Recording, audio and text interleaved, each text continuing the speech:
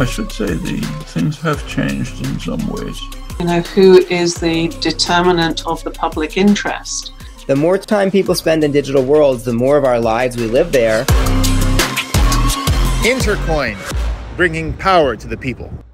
But let's go back. In order to have mainstream adoption, therefore, you need to look for something with a user-friendly interface. Otherwise, people will just relegate it to the province of either nerds, people who can understand the arcane dealings of wallets and signatures and Etherscan and stuff like that. Or it could be used for highly motivated people in the black market for selling drugs and stuff like that. If you want something to be used by the mainstream, like Venmo, Facebook, Twitter, and so on, it needs to have a user-friendly interface. So look for that. So that's Bitcoin and that's Dogecoin and all these things. But unfortunately, the situation got worse because many of the tokens didn't even get adopted at all beyond speculators. We're talking about Everrise, SafeMoon, and many other so-called shitcoins that were basically just bubbles of hype. They were basically memes that were propagating, and the first people to get in there made the money, and the people who bought the top were left holding the bag of the pump and dump. So as people understand that it's easy to make these tokens, they then start to understand that they shouldn't trust just random projects that don't have any utility. On the other hand, there are big companies that you could put money into. Companies like Verizon, Apple, that didn't really go down that much actually, because day in and day out, they serve people's needs for devices and internet and stuff like that, which remains fairly constant.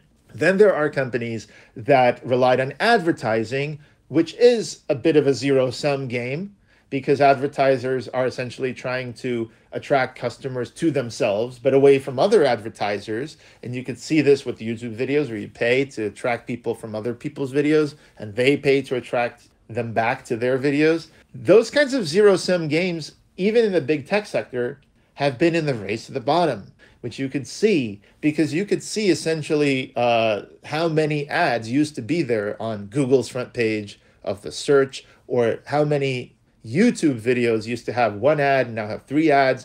They're putting up more and more ads to compensate for the falling revenue as people realize the ROI, the return on interest from these ads, is falling too. If you have a real business and you're trying to advertise it on Google or Yelp or something like this, you might quickly find that unless your advertising is super tailored and you're one of the big boys that could spend money on personalizing with AI and whatever, you're probably actually losing money on this advertising. So you've tried it, didn't work for you. You tried it somewhere, it didn't work for you. And so the entire industry is now starting to go down. You look at Google, you look at Facebook, you look at all of these companies relying on advertising, and you're seeing that perhaps this sector is in trouble too unless they go and try something new.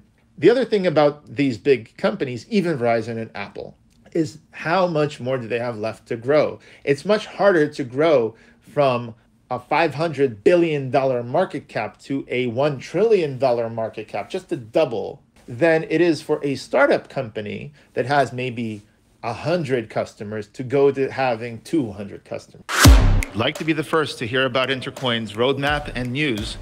Definitely join and subscribe to the channel. Don't forget to click that little notification button so you can get updates when the next video drops and the next time we interview a legend like Noam Chomsky or Patrick Friedman. And if you would like to participate in the conversation, go to community.intercoin.app. We'd love to hear from you and about your community. This is what the project is all about. Intercoin, bringing power to the people.